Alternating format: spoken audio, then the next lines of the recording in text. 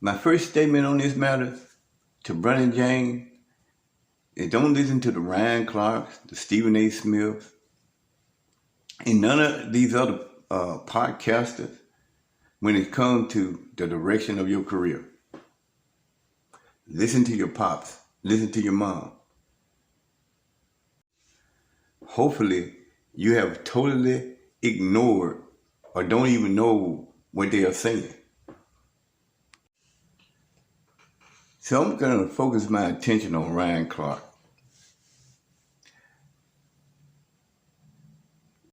And Channing, Chance, Crowder.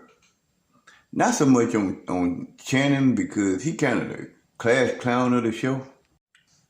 So his takes are like comedic. So nobody really take him real serious. I'm not going to put any focus on Fred because Fred kind of tried to tell Ryan and Channing that they was a little bit off base on this subject. Fred sublimely told Ryan and Channing that LeBron knows what's best for his son. So back to Ryan.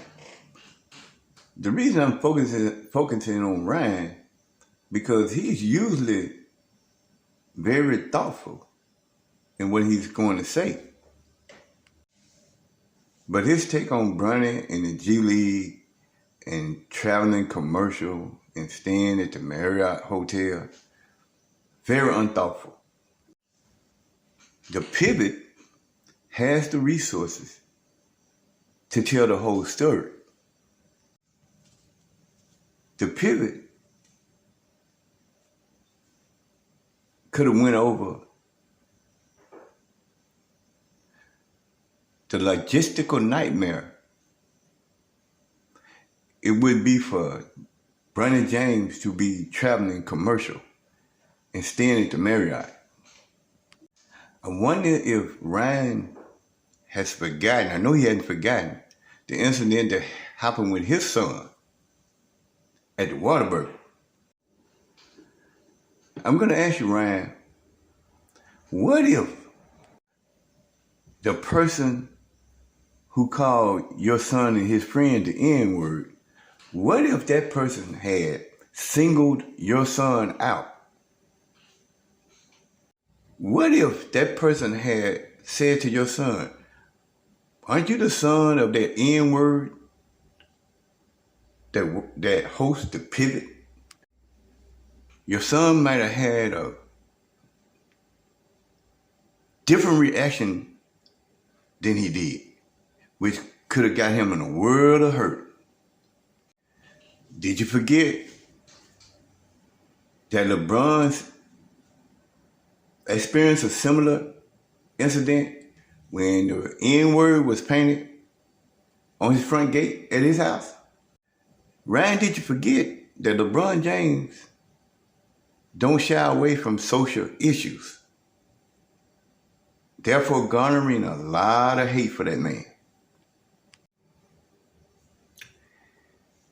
And then you use the baby bird analogy. You got to kick the baby bird out the nest and let him fly. Funny thing about the baby bird though, Ryan, when the baby bird flies away, mama might not see him ever again. We love and protect ours forever until death do us part. And then Ryan took a shot at Bronny personally. He said, what has Bronny done to earn not to fly commercial? What has Bronny done to earn not to stay at the Marriott? Well, Ryan, you've been in that world, the superstar world, pretty much all of your life. You could have came up, started your show saying, or given examples of what it would take, what kind of security it would take to protect that team, not just Bronny, because you're also putting the rest of those young kids in harm's way. How much more added security at the airports? How much more added security at the hotel? Ryan, did you remember this lady? Can't think of her name at this point. She told LeBron, shut up and dribble. And you guys tore her up. Rightfully so. But that woman hadn't forgotten about that. And that network that she worked for, they will be putting out the flight itinerary, the hotel accommodation for that team with evil intent. So Ryan, I actually expected you to be more insightful on your takes. I don't expect that from Stephen A. I don't expect that from some of these other podcasters that just piggyback.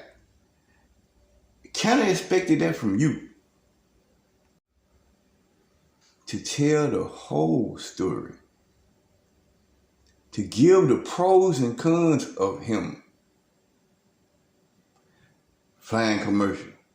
Staying at the Marriott. And as you can see,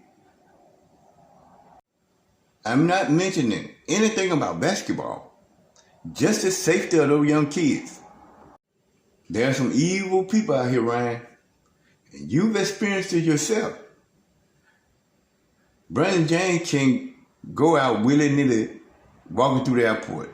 He can't go out willy-nilly staying at hotels without security. And I know they will have extra security. But how much and at what cost? And last thing, to Bronny's G League teammates. Sometimes older people talking on the internet, can cause you to feel a type of way about your teammates. Don't be jealous. Y'all band together. Kick all the noise out. And be the best you can be.